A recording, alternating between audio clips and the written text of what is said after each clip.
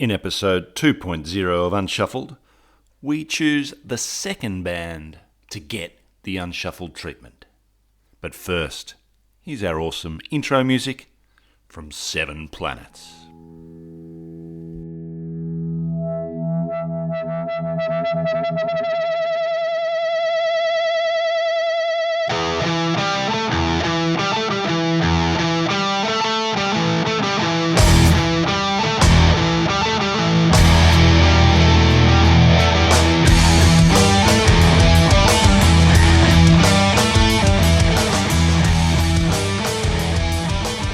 Scotty D.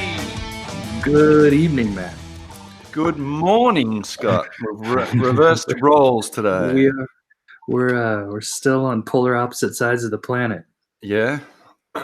Everything okay over there? It is. Everything's okay here. It's nice and calm in the US. Calm. Wow. You don't need me to come and rescue you. we maybe soon, but up on my side of the mountain, it's calm and quiet. All right, stay up there, I think. Right. Yeah. And you? How's everything? Yeah. Just every day is the same weather, same stuff. It's nice actually. We've been getting some really blue skies, so there's something to be said for less cars on the road. Right. Yeah, it's quite pleasant. Have you gotten out at all on the other side of the? Yeah, I left our front gate for the first time since March. So for about 2 months, I left. My son and I did a little bike ride about 50 meters outside the front gate. Did you make it to the fruit guy? Is he still up and running? No, I didn't make it to the fruit guy. I didn't make it that far. So yeah, we both got scared by the outside world and rushed back as quickly as we could. I missed the fruit guy. I was just hoping all's well with him. All right, that'll be our next trip. We'll go and visit him. Hope he's okay. See what's in season. It should be mango season soon, hopefully. Oh, that's right. Yeah. The other thing that's been a little unsettling this week is not having any music to listen to. Since there's no new Bitchwax album to speak of, and no word of when that's coming out. So I woke up on Friday ready to go, and like a kid at Christmas. Right, that was nowhere to be found. No, there's plenty of other stuff going on at the moment in the US, so I'm sure it's just been delayed for whatever reason, but hopefully soon.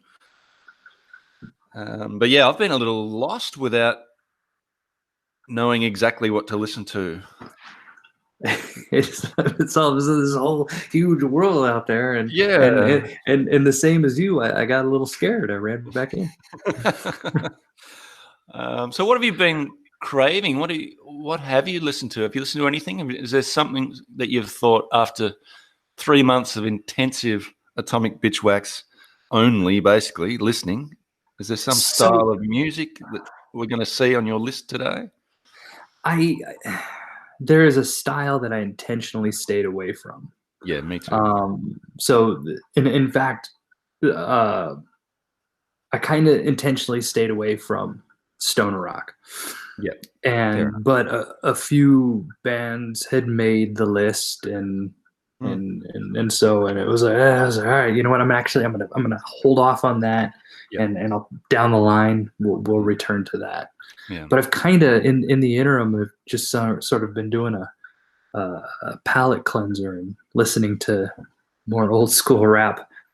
Old school rap, nice. There's this rap artist that I'd never heard of before. Apparently this guy's legendary in New York. His name's Big Al. Yeah. And I guess there's just like this legendary performance of him at the Apollo Theater from like 94 or something. And so I've been looking for that. I haven't been able to find it, but if you find it, put it in the show notes. I will do Big that. Al. I've been craving space, so I like just some, especially after those last 2 albums in particular. I just wanted something with a little bit of sort of slowness and a little bit of depth to it. So yeah, I've been listening to We Lost the Sea was my choice, which is an Australian band. It's really good. But yeah, so listeners, we are Unshuffled. We have just listened to and discussed at length 7 Atomic Bitchwax albums in a row. We followed this band from their first album till their most recent, and we discussed every album track by track. That's what we do on Shuffle. We choose a band and we listen from their first track to their last, all their full-length releases. And that's what we're doing today. We're choosing our second band, which is very exciting. And, you know, there's almost as much pleasure in choosing the band, I find, as in listening to it. It's good fun. And to know that there's a whole wide world of bands out there. What we're looking for is bands that we know we should have listened to. We've heard of them. We have always felt, oh, yeah, should listen to them, but we just never got around to it. And if you, listener, put your mind to it, you'd probably be able to list 5, 10, 15, you know, within 5 or 10 minutes. So it's a worthwhile exercise to do. We're hoping that our podcasts will be a companion sort of listening aid for you, and that, you know, maybe if you didn't choose the Atomic Bitchwax, if you didn't come with us on that journey, maybe you'll like whoever we choose today and come with us on this one. And eventually we'll have plenty to choose from, no matter what your music tastes. Having said that, I mean, we do lean heavy, so it's probably going to be something on the heavier end of the spectrum, but maybe not stoner rock by the sound of things. Who knows? Who knows where we'll end up? That's what's so exciting. So I did, in making my list, I did take a couple of things into consideration. So first off, let's talk about our filters, because I've applied a few myself.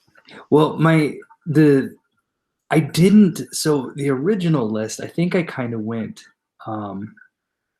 older bands that maybe I should have gotten into and didn't, and sort of as we had talked about. But this time I was kind of leaning more toward what might be other, well, there's one exception on the list here, but other sort of more contemporary bands that are going or active and I've just missed. Right, like just didn't even know of. So I kind of started doing some research there to figure that out. But one thing I was mindful of was how many albums they've put out, because I did learn from, and it was an enjoyable experience every step of the way. And I am sad to see it go. I really was excited about this new album, but the number of albums, some of these bands that have, you know, pre-list, our first episode, that have 13, 14 albums, that's a tall order. Yeah, I think that would be too many. I think 7 was doable. I wouldn't want to go anything beyond 7 or 8 for this exercise, which cuts out a lot of bands. Well, and so that was where one of the bands that I think our second place, Machine Head, they've 9 albums. Right, okay. And so that was where originally, because that was where my list originally started, was putting Machine Head back into it. And then I looked at how many albums and I was like, oh, you know what? I might have to hold off on this one. Okay. He says crossing a band off his list and scrambling to add one of the others. Oh, shoot. Sorry. It's okay. It's all right. I'll figure that out as we go. Yeah, no problem. Well, they sound good. I'll put those on. Can't remember. All right. Some late list adjustment on the fly here. Okay. Yeah, any other filters you've applied other than, so no stoner rock and not bands with too many, and you've gone contemporary? Yeah, there's only one real exception that I can think of that's not contemporary. Right. Okay. Yeah. So I have, the album, number of album things was certainly a consideration for me. And yeah, I do think a change of genre would be, might be advisable. And I've probably I've also factored in not only our last band choice, but also our current circumstances. So I don't want anything that's going to create too much inner turmoil and despair on top of what we're already experiencing, locked in our homes and watching the world burn outside our windows. Oh, hell, there goes my first band. Well, we'll see. All right. So, yeah, we'll see. Do you want to go first? Should we get into the list? Wait, let me go first. Let Right. So me the way we do Douglas this what out is there. the person that chose the band reads the band name. The other person will find a bio, whether it's on AllMusic or Wikipedia or whatever. Sounds like yours might be a little obscure, so hopefully we'll find them. And then we sort of, at the end of it all, after our 10 bands, we'll make the call. All right. Well, here we go. Yep. So the first one I chose is Temple of Void. Say it again. Temple of Void. Temple of Void. Yeah. Never heard Detroit doom metal. Oh. I didn't know there was much of a doom scene in Detroit. Temple of Void. I'm yeah, no, I'm curious. All right. Let's see if they got an AllMusic. This is part of the fun of these episodes, listeners, the search for the bio. frantically typing. So I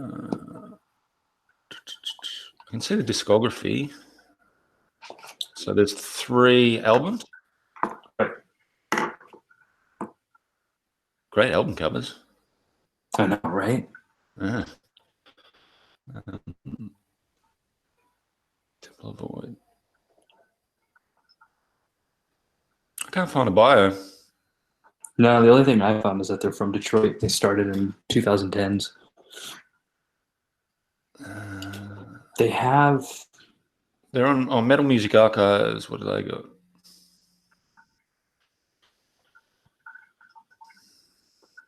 This is not a band that I'm going to be able to duck down to the local corner store and get their album.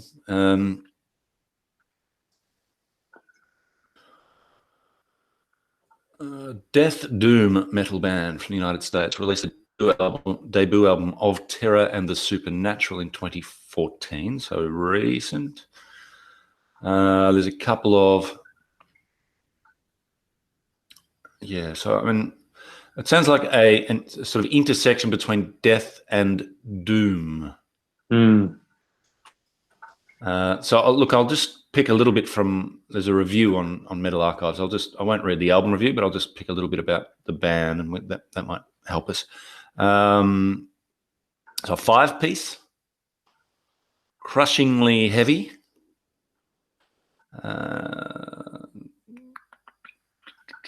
Some of the heaviest music I've had the pleasure of listening to this year. So it does sound pretty damn heavy.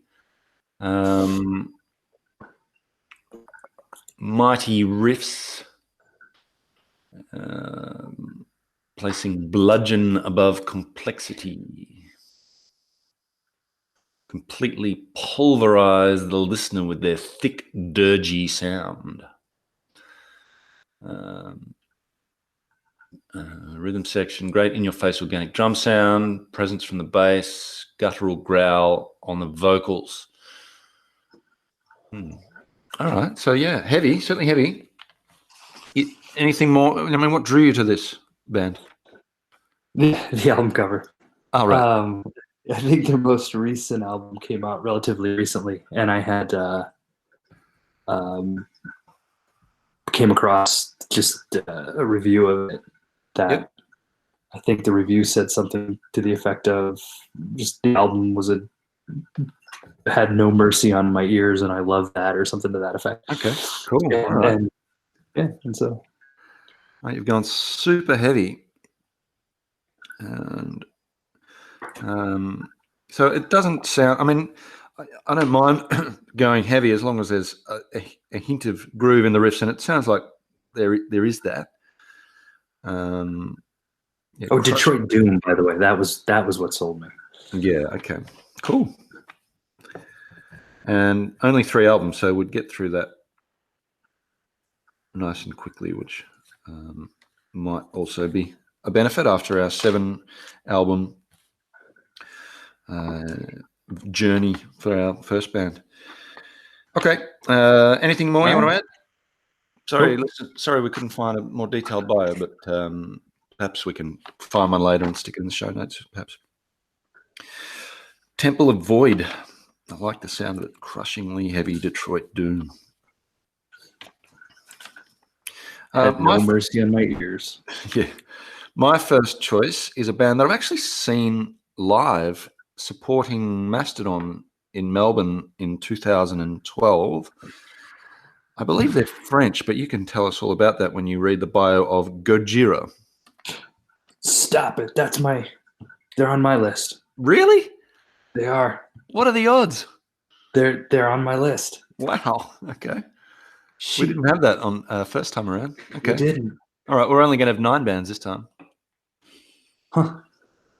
All right then. So here we go. I know a little bit about them because a colleague of ours who is a Brazilian drummer.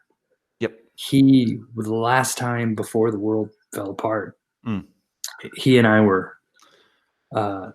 And he was telling me that we were just talking about favorite drummers, and he had mentioned the drummer of this band, and so he was like, "You've got to listen to this band." Okay. And so it's on my list. But here we go. Let me see what I can find about him. Gojira. Yeah, this is from Wikipedia. Wikipedia, yeah. This is a French heavy metal band from Bayonne. Mm-hmm. They originally formed as Godzilla in '96, changed the name wisely to Gojira in 2001. Let's see what we got here. We got, looks like a 4-piece and 2 brothers.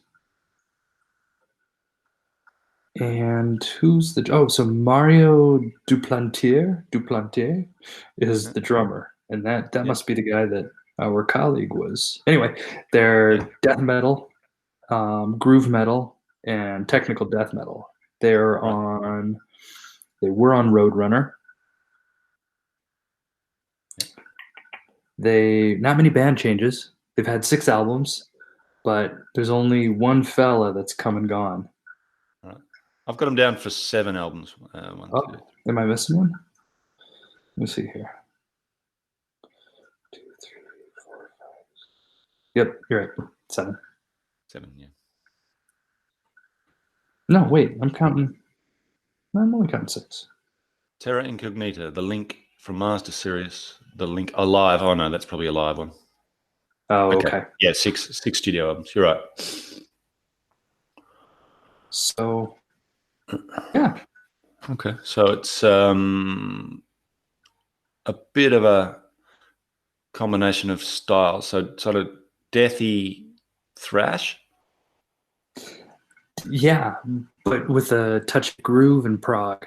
Yeah. Mm. I mean, you hear their influences are. Yeah, they've got we've got goes, Slayer, Sepultura, Death, Morbid Angel, Meshuggah, Tool, Pantera, Neurosis. Mm-hmm. I mean, they name check all the right bands. Yeah. Yeah. And they've supported, Mastodon, as I mentioned. They've also supported Machine Head, Obituary. So, yeah, they fit into that, certainly into the heavier end of things. But sound like they have a little bit of cross metal branches appeal from, death thrash and a few other styles that they might have a reasonably broad appeal. And they're certainly well known and certainly popular. So one we certainly should. Do you have any standouts from when you saw them? Oh, no. I mean, I was just waiting for Mastodon. It's always the way when you go to see a band, and I thought I'd have a listen, but I couldn't remember any of their songs. I thought, they sound pretty good, but I don't remember any of their songs. Nothing stood out. And that was a night I had a sand shoe blowout. One of my sneakers, the bolt came off one of my sneakers on the way to the gig, so I was preoccupied.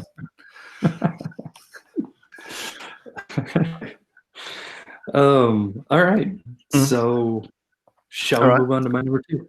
Yeah, and you can cross that one off your list. Yep. So if you want to add another one, you can. There's no rules here. Well, there's quite a few actually. All right, so the second band that I've chosen is this is the one that's not, I wouldn't call them contemporary anymore. It's Speed Dealer. Speed Dealer. All right. That could cause some issues when we're Googling. They were originally REO Speed Dealer. All right. I'll make sure my VPN's on when I'm Googling that one.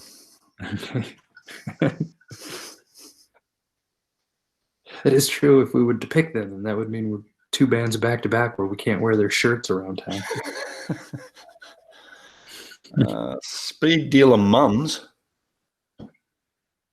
Is it one word? Speed Dealer? No. Yeah. Okay. I believe so. In fact, I think it's only one D there in the middle. Yeah, one D. Yeah. Did you know that there's a band called Speed Dealer Mums? No, I'm just seeing that right now. Okay. Did you find Speed Dealer? Yeah, I've got them. So they were originally formed in 1994 in Lubbock, Texas, under the name REO Speed Dealer,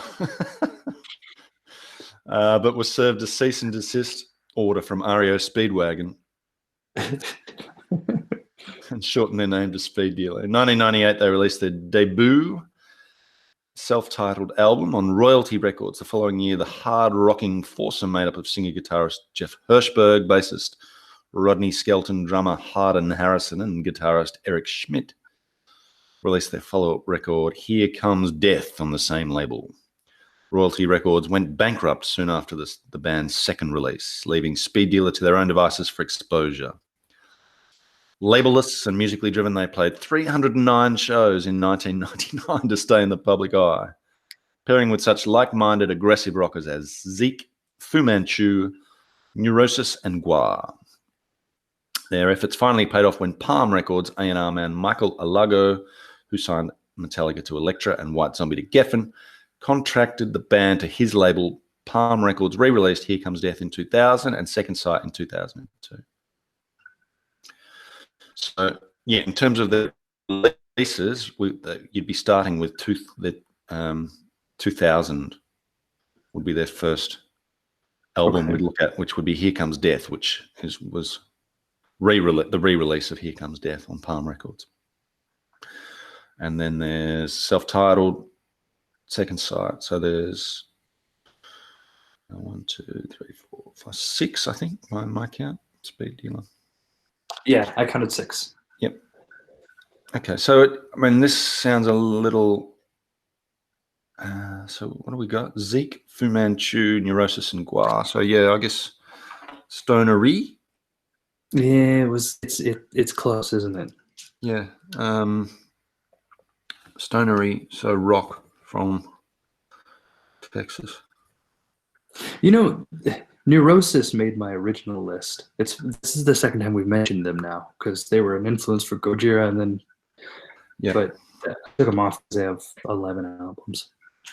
Yeah, well, leave them off too because I'm very familiar with them, and have seen Neurosis live as well. Okay, anything more you want to say on Speed Dealer? Anything more that how did you find them? I've never heard of these guys. So, buddy was recommended them. Okay. It was a band that he and I were talking, and he was telling me that I should check this band out. All right, cool. So I said I will. All right, so now it's time for. And you knew this was coming. It's time for the Swedish band on my list. So I'm going to give you a Swedish band. It's called Grand Magus. Have you heard of Grand Magus? Grand Magus. Grand Magus. I have it, but I found their bio. The one guy there to the right looks like my buddy Sam. Oh, there you go. He was a lawyer down in Tennessee. All right, so they're a 3-piece heavy metal band from Stockholm. Yep. Influences: Motorhead, Sabbath, Judas Priest, Manowar. Let's see. 3-piece. I said that already, right? I did. guitarist and singer Jeanne J.B. Christofferson, bassist Matt Fox Hayden Skinner, and drummer Ludwig Witt are the three gentlemen there. Let's see how many albums they've got. All right. Studio albums, we're looking at 1, 2, 3, 4, 5, 6, 7, 8, 9. Ooh. All right. Sorry. Too many. Too many. Too many? Yeah, probably. Let me do a quick recount here. 1, 2, 3, 4. Yeah, I've got 9. Okay. Should we stop there? You want to finish the bio? Anything else? The thing that is confusing to me is that several of these albums are marked by denotes a recording that did not chart or was not released in that area. Okay. So I don't know what that means. No, I don't either. But it probably doesn't mean anything. So yeah, they got 9 albums. Okay. But yeah, Swedish, I mean, what appealed to me was their sort of more traditional influences. So I think they're a bit more straight metal. Mm-hmm. And, you hear Iron Maiden and Manowar, so there's probably someone who can sing in the band as well. Yeah, I might go ahead and check them out on my own, though. I'm interested. Yeah. I'm intrigued. Yeah. All right, but we'll put a cross next to them for now. Right. Who's your next?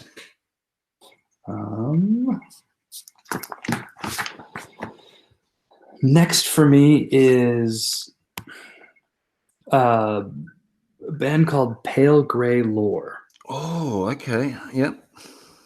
I think I've seen their name recently on Twitter or something, and maybe even got tempted to download something on Bandcamp at one point. So yeah, tell me about Pale Grey Lore. Why, I'm waiting for you to tell me about Pale Grey Lore. Yeah. I think of what I know is that they're from Ohio, right, and they're psychedelic doom metal. Okay. Again, the album cover drew me in. You like your album covers, huh? I do. I'm a fan of a good album cover. Which one? Eschatology?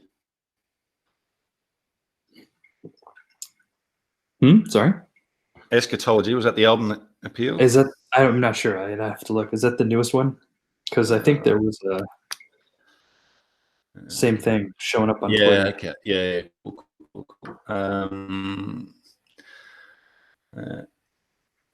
So they're on Small Stone. Hello.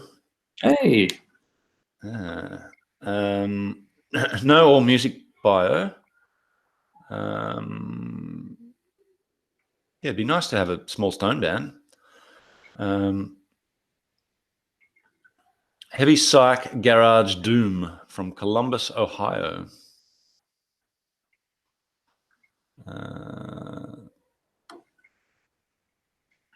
So about the Sonic. So I'm just reading from their band website, so it's going to be fairly uncritical.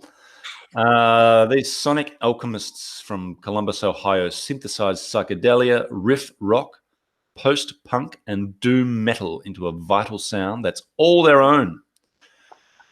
Brace yourself for a barrage of lysergic guitar hooks encased in fuzz and reverb, catchy vocals steeped in sci-fi and occult imagery, and a powerfully hypnotic rhythm section resonating through your skull for the duration. So their debut album was self-titled in 2016. The Obelisk liked it. And they signed with Small Stone in 2019 and released their second album, Eschatology, which I think is their, so that's it. So there'll be 2 albums for them. Oh, okay. Well, that'd be a quick one. Yeah, knock that out in a month. Yeah, that might be good. Might be good to do one that we can get over quickly. What drew me in was another description that is like the Metal Archives is calling them, and I didn't hear you say it, but cosmic horror. Okay. I don't know what that means, but I'm intrigued. All right. I like the mix of heaviness and psychedelia. I think that that could be fun. And Small Stone, you know, if it's on Small Stone, then chances are it's pretty damn good. Great. Yeah. All right. Cool. Nice choice. All right. What's my next list? So that was Las Gojira. That's 4. Okay. Yeah. So I've got my next one is sumac. Sumac, which I believe is a spice, isn't it? It is also a plant around these parts here that oh, it's a plant.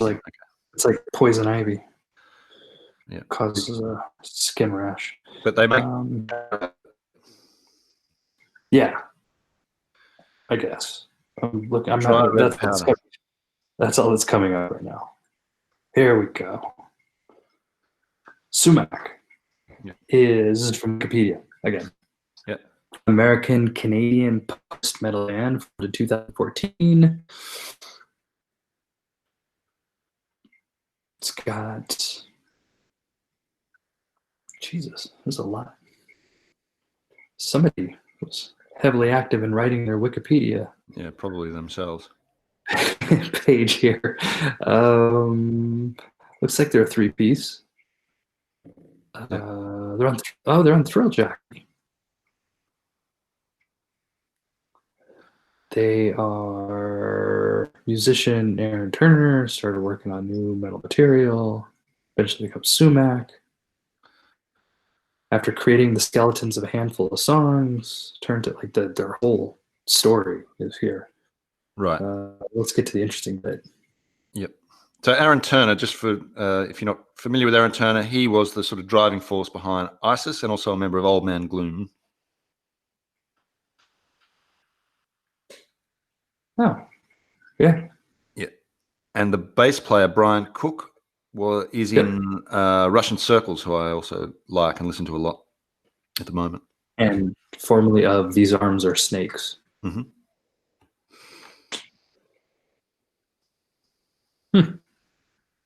So I'm looking for here we go. Post metal, sludge metal. Yeah.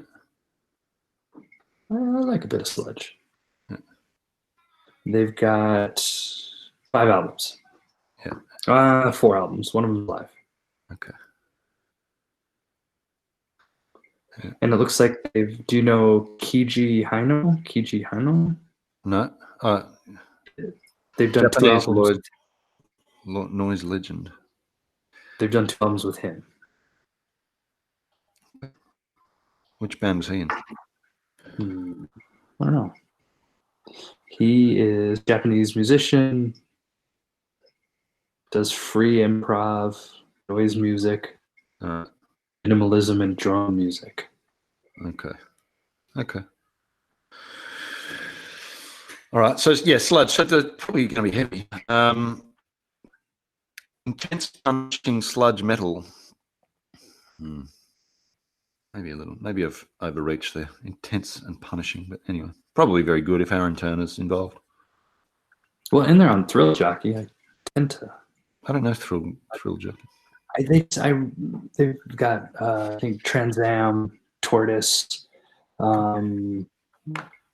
I could look out. There's a handful of sort of those kind of more arty noise kind of bands. Okay.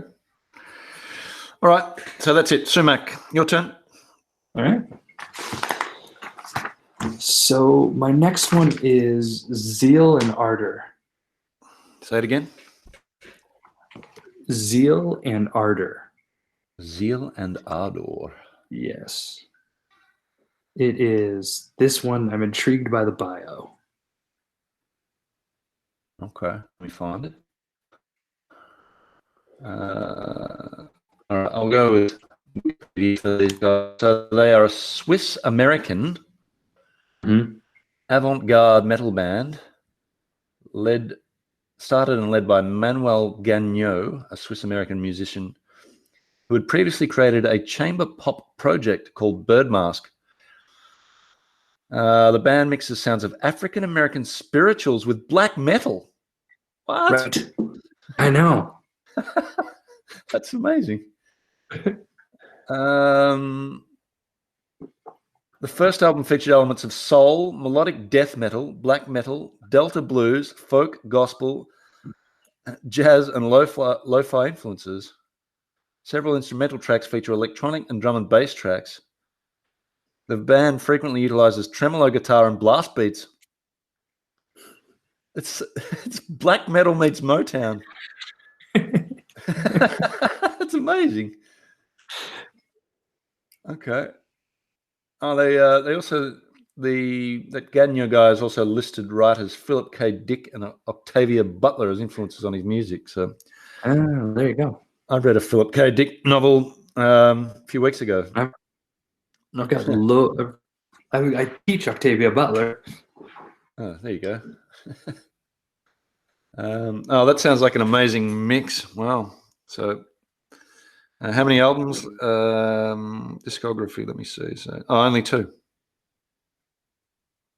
2 albums. Yeah, I know they're recent. I didn't know they were that recent, but 2016 and 2018 are their 2 albums. And the second one charted around the world. Oh yeah. And they won a Metal Hammer Golden God Award for Best New Band, Loudwire Best New Artist. So yeah, they were nominated. They didn't win, but they were nominated. So obviously, that combination, Motown meets black metal, has caught the ear of a few people.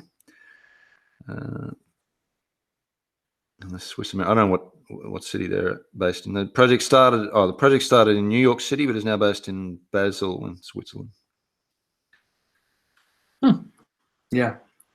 All right, certainly an interesting sounding band. Zeal and Ardor. I must point off for misspelling Ardor. They left the U out.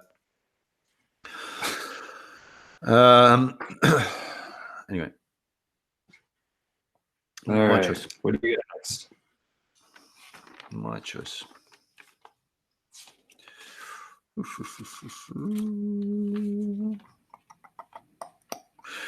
So at this point, I did have Machine Head, but I've crossed that off now. And I'm just picking one at random from my almost made it list. So I can't actually remember this band, but or how many albums they released. But let's just take a lucky dip and go with Gallows.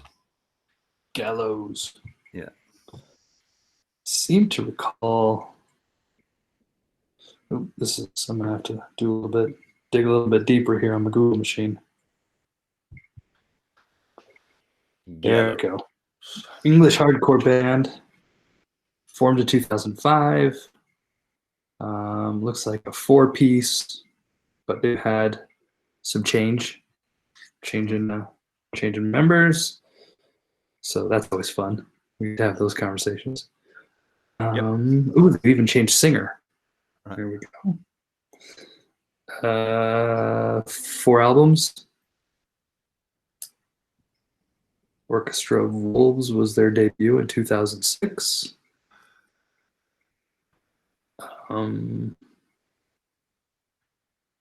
Yeah. Who were they influenced by? Black Flag, Minor Threat. They're hardcore punk. Yep, punk. Sex Pistols, The Clash. My first punk selection. All right. And the vocalist was replaced by Alexis on Fire's Wade O'Neill in 2012. Alexis on Fire. And they stripped back to raw garage punk for their 4th album. Anyway, punky. Whatever. Yeah. That's gives us a different genre to consider. 4 albums. It does. So wait, is that number 4 for you? Yeah, I think so. Okay. So, because I think my fifth was Gojira, All right. So but I can throw in another one that was on my list that I'm curious about. yeah, throw it in. Night Demon. Ooh. As I understand it, it's a relatively recent band that just goes back to old school thrash metal. Okay. Night Demon. All right. I'll see if they're on All Music. Night Demon. It's the discography. So, yeah, I think there's 3 studio albums. Mm-hmm. Yeah. Night Demon. Gee, you're testing my bio finding skills here. You have gone more obscure with this list. American heavy metal band from Ventura, California.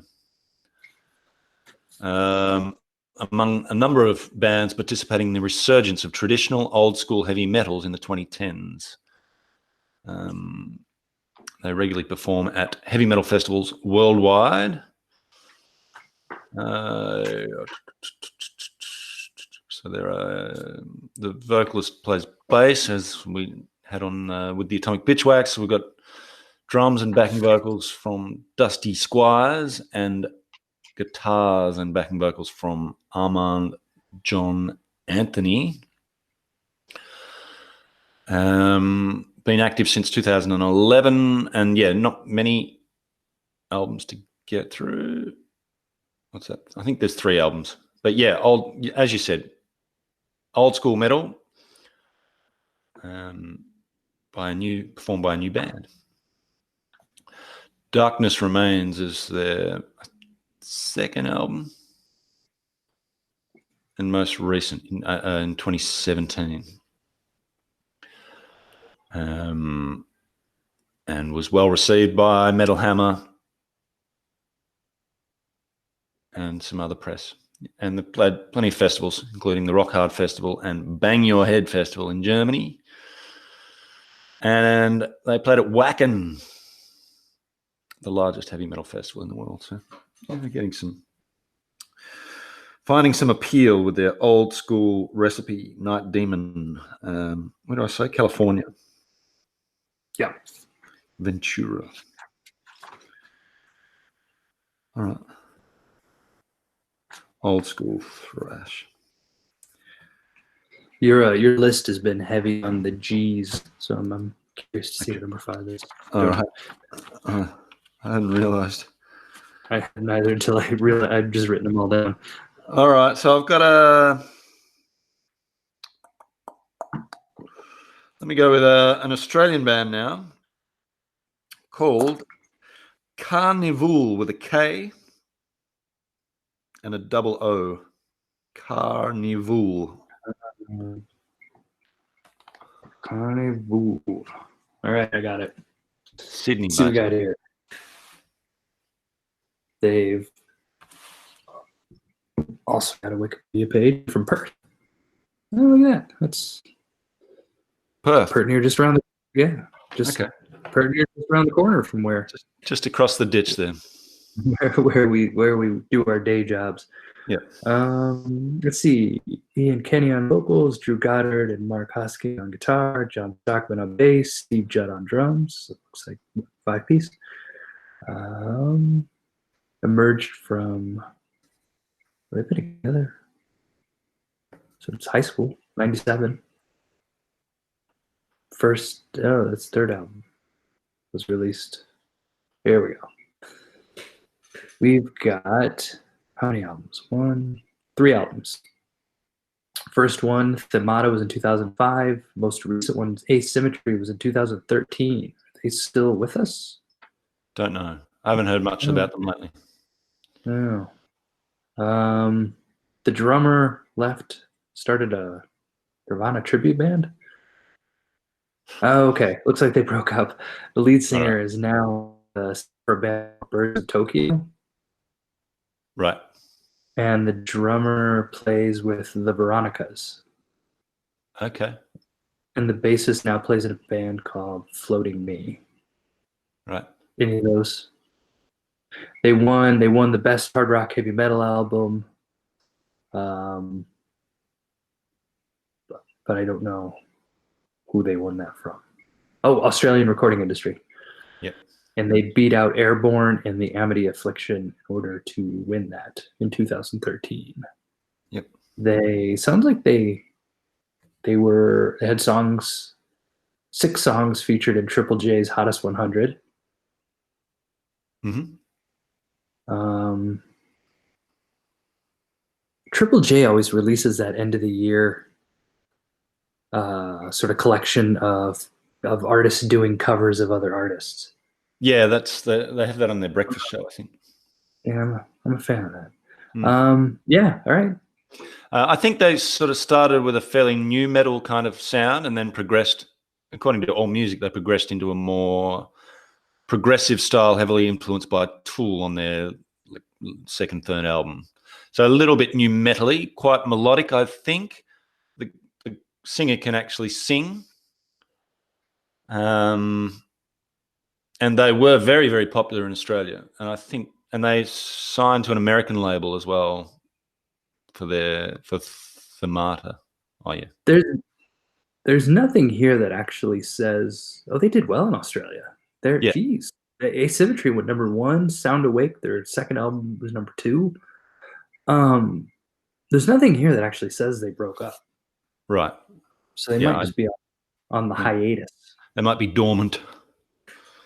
But if you look at like the footage of their live, there's 5 guys up on stage. Yeah. Anyway, they were big.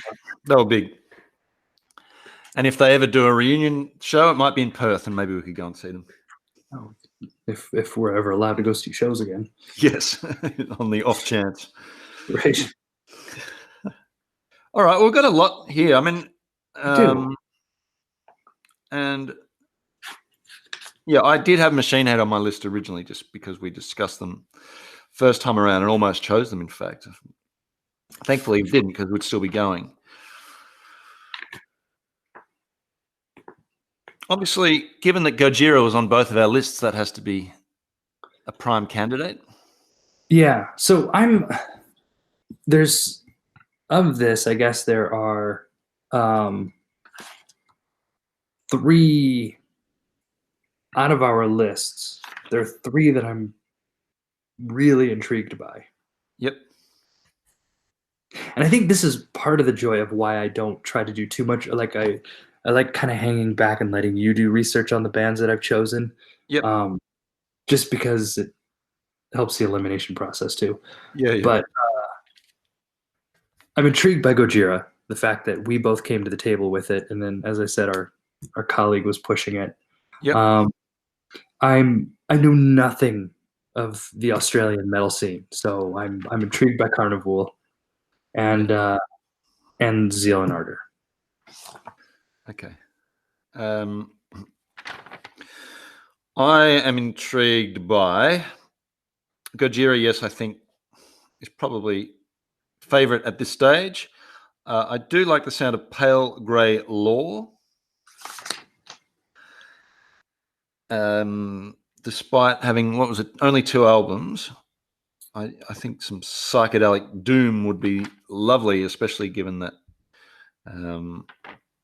we'll both be on holidays soon. It'd be nice to relax with a bit of psychedelic doom. A couple of the others certainly interested me, and I'd be interested in following up on Temple of Void with their crushingly heavy, thick, dirgy sound. But perhaps we can come back to that later. Grand Margus, I've just crossed off too many. Speed Dealer, I feel is a little too similar in genre to what we just came off. Sumac sound a little too intense and sludgy for my current needs.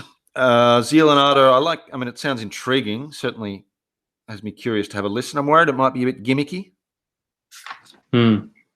I'd probably want to just sample it and just before I'm willing to commit to that. Gallows, I threw in as a punk band, but ultimately I don't think I'm ready to go punk. Carnival, I think I might get howled down by my Australian mates who see them as a bit too new metal. Although I shouldn't be ashamed of that. I think they're supposed to be very good, and they were really popular, so they must have something going for them. So I'm leaning Gojira then as the only one that was on it was on both lists, and it's on our list. Certainly on our both our narrowed down lists as well. So Gojira, Pale Grey Law would be my other possibility. Here's the thing. I'm really curious to hear Pale Grey Lore as well. And so we've got Gojira's got what? We decided 6 albums. Yep. Pale Grey Lore has 2. Yep. Is it?